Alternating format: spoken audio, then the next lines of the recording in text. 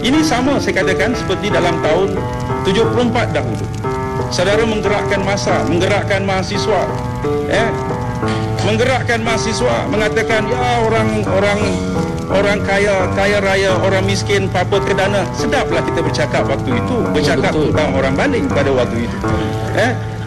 Kerana aku mahu keadilan.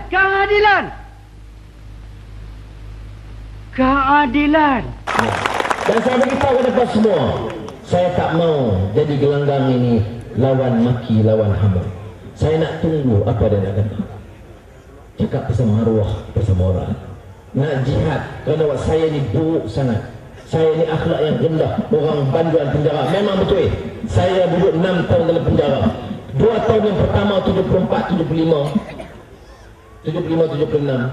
Memang sebab saya sokong penderitaan petani miskin di Bali. Saya anak muda, baru keluar universiti. Saya tak tahan tengok orang Melayu miskin.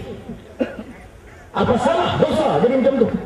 Dosa kerana saya rasa sedih bila tengok orang Melayu nak ambil darah pun susah. Hampa ambil darah banyak, orang Melayu nak makan susah. Kami cakap, kami orang Melayu akan pertahankan Melayu dulu, sekarang dan selama-lamanya.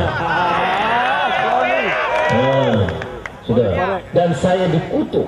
Jangan lupa, selepas saya keluar daripada Kemunting, lepas itu saya di Pelawar bersama dalam UMNO. 6 tahun saya jadi banduan. Saya tak ada rasa hina. Saya tak ada aib. Apa nak hina? Saya dizalimi. Saya keluar